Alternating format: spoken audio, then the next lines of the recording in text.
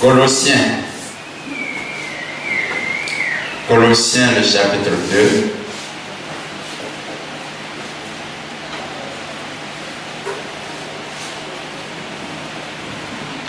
Versets 4 à 7.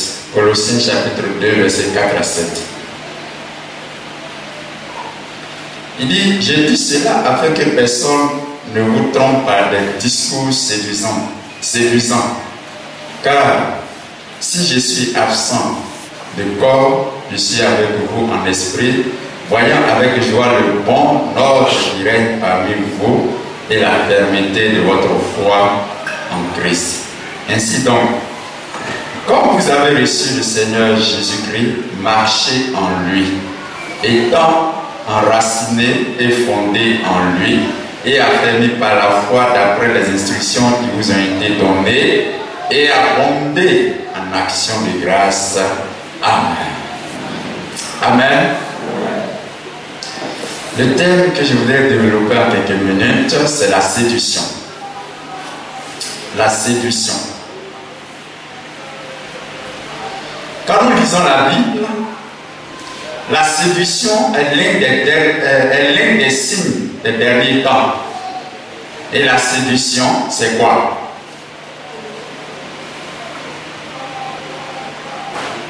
La séduction, séduire, c'est plaire à quelqu'un ou obtenir un amour ou une faveur. C'est conquérir. Conquérir une chose ou une personne. Conquérir, c'est aussi l'admiration, c'est l'estime, c'est la confiance de quelqu'un, c'est convaincre quelqu'un. Donc séduire, c'est tout ça. Séduire, c'est plaire à quelqu'un, c'est obtenir son amour ou sa faveur, c'est conquérir quelqu'un ou quelque chose, c'est l'admiration qu'on veut avoir de la part de quelqu'un d'autre, c'est la confiance de quelqu'un, c'est convaincre quelqu'un. Donc quand la Bible parle de séduction, il s'agit de ça. C'est comme ça que le français définit la séduction. La séduction, elle a plusieurs formes. Il y a la séduction religieuse. Quand on parle de séduction, il y a la séduction religieuse. Aujourd'hui, les gens postent ces messages bizarres. Il y a même des gens dans cette crise sanitaire qui ont déjà fait des révélations.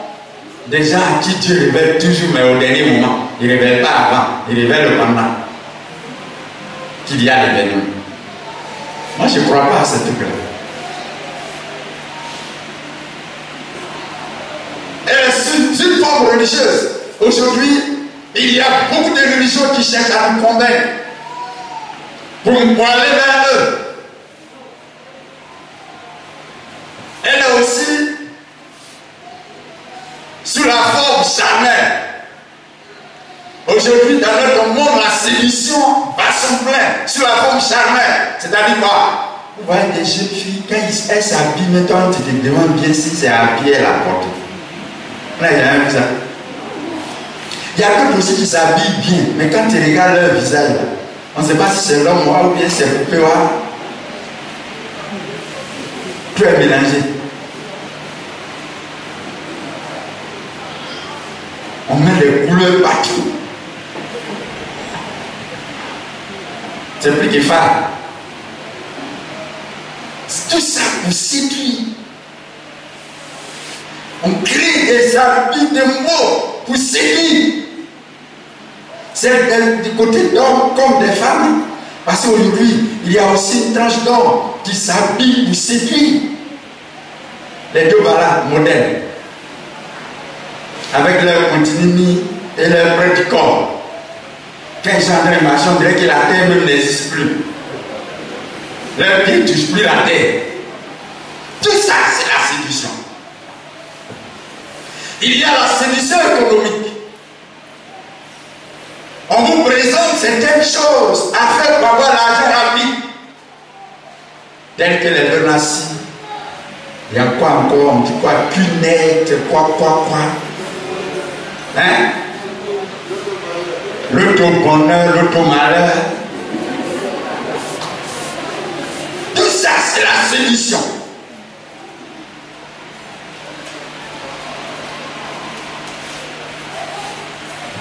On vous dit là, tu ton portable, tu n'as pas demandé à acheter portable, on t'envoie, on te balance des messages, voilà, portable, c'est bon, c'est comme ça, tout ça. Les juniors, les quoi, tu es en train de naviguer, on t'envoie des messages, voilà, tout ça c'est de la séduction économique. Donc la séduction prend plusieurs formes, ça touche tous les domaines. Même il y a la séduction éducative. Oui, si tu envoies ton enfant dans telle école, quand il va sortir, il sera grandi. Et vois, tu les envoies, quand ils vont revenir, ils sont déformés. Parce que là-bas, c'est vrai, il y a l'enseignement, mais on va les initier dans les eaux de la grosse croix, de la franc-maçonnerie, les groupes comme jeunes chambres économiques. Ça, c'est comment on appelle ça? Les sectes diaboliques en miniature.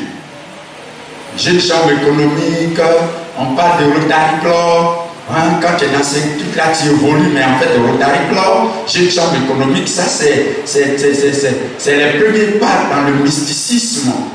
Et quand on présente ça, on présente l'éducation qu'on donne là-bas, c'est de la séduction éducative. Donc la séduction prend plusieurs formes. Mais comment le chrétien peut résister à cette séduction?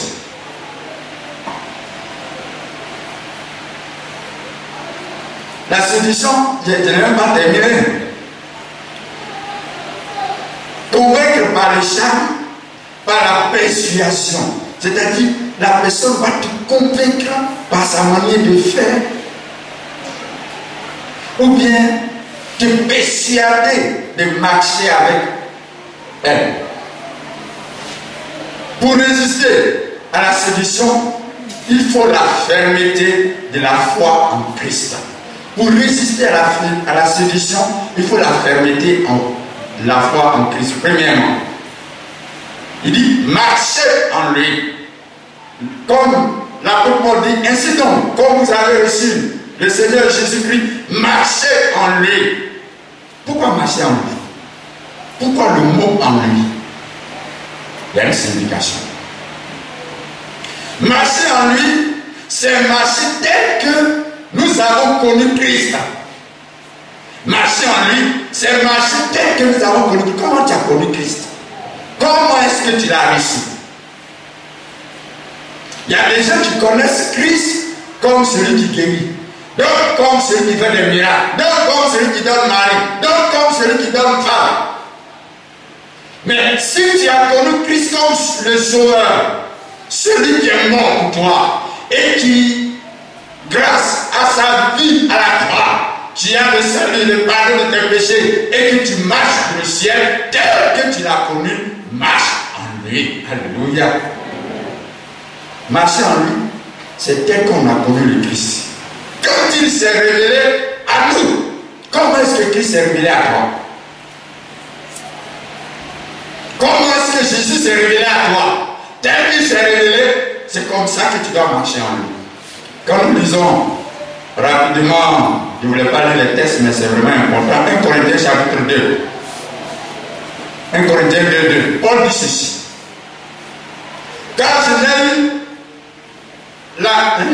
la pensée de savoir parmi vous autre chose que Jésus-Christ. Et Jésus-Christ crucifié. Moi j'ai connu Christ comme le Christ qui a été crucifié, qui est mort pour mes péchés, celui qui m'a tiré de la mort et m'a mené à la vie, des ténèbres à la lumière, celui qui donne la vie. Si c'est comme ça que tu as connu Christ, marche en lui. Il n'y a pas de Christ. Alléluia. On peut prendre d'autres dans Philippiens chapitre 3. Paul dit ceci. Philippiens chapitre 3, verset 12 à 14.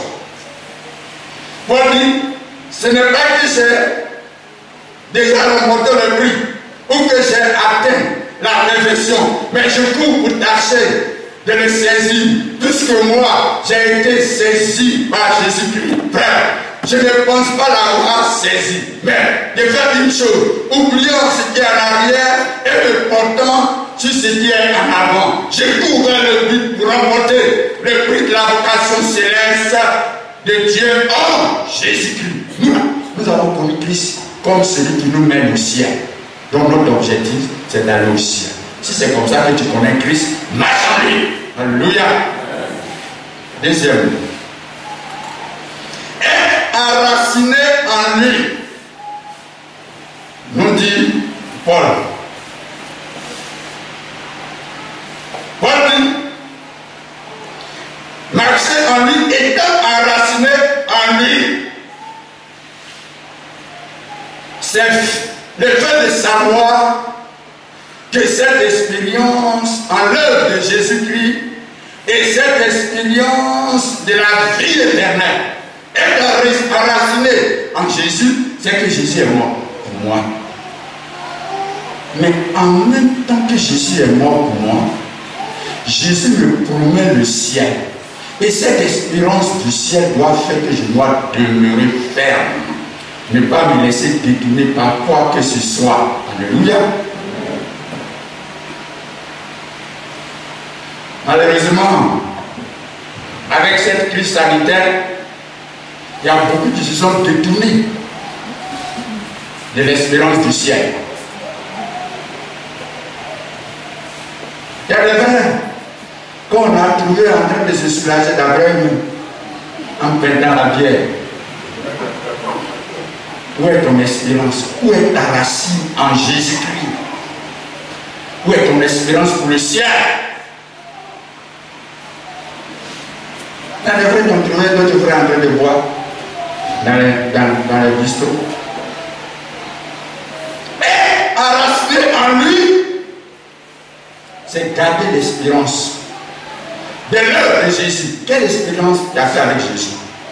Et quelle espérance tu as pour le ciel? C'est ça, être enraciné en lui. Vous pouvez prendre Jérémie chapitre 17, verset 7 à 8, Colossiens 3, 1 à 4. Et enfin, pour terminer, être fondé en lui, nous dit l'apôtre Paul. Il dit être enraciné en lui et être fondé en lui par la foi.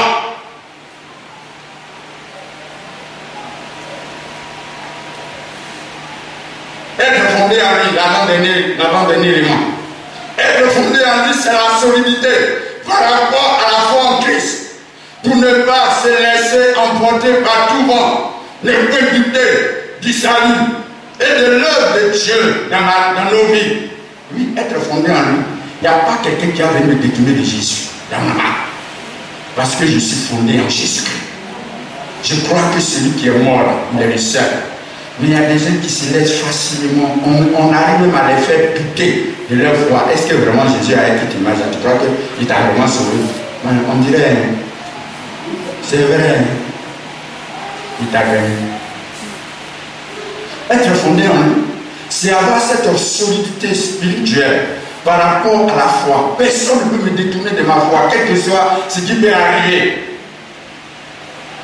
Même dans cette crise sanitaire, certains, leur foi a été détournée. Mais moi, rien ne peut me détourner par rapport à ma foi. Je ne peux pas me laisser emporter par toutes sortes de doctrines. Oh, sur le net, puisque c'était le seul moyen pour pouvoir entendre la parole de Dieu. Quel genre de prédication on n'a pas entendu? Il y a un là même là. Oh, lui, il a dit prêche la polygamie. Qui a dit ça?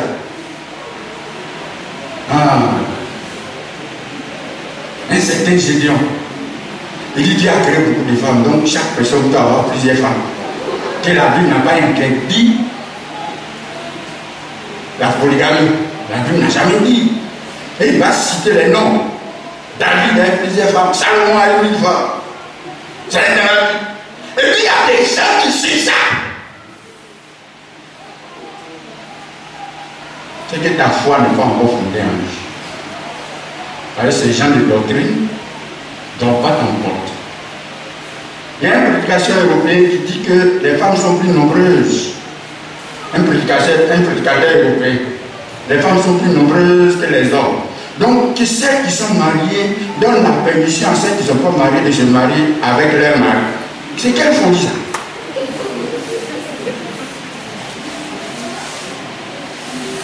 Même en Europe, on presse ça. Il y a des gens qui se laissent gagner par ça. Que Dieu nous garde. Jacques chapitre 1, verset 58.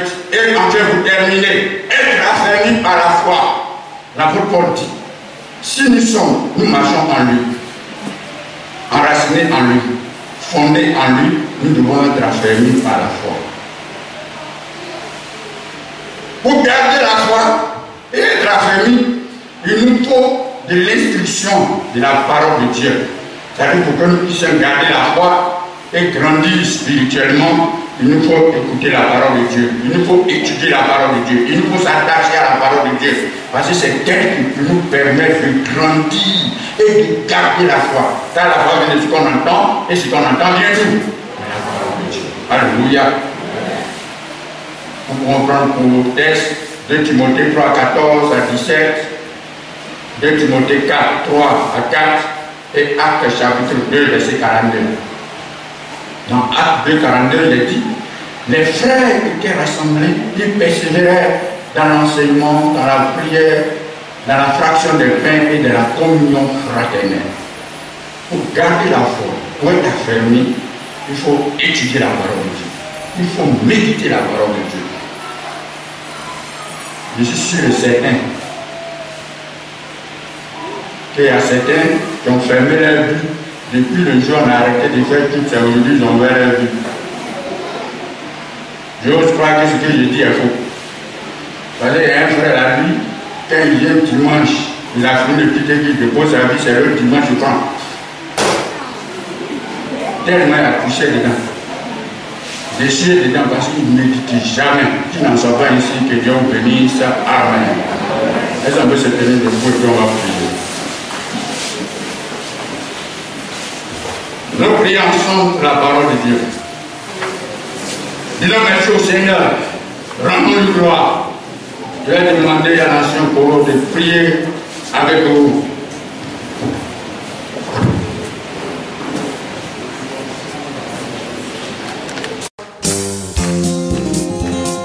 Rejoice in the Lord. Rejoice in the Lord. Rejoice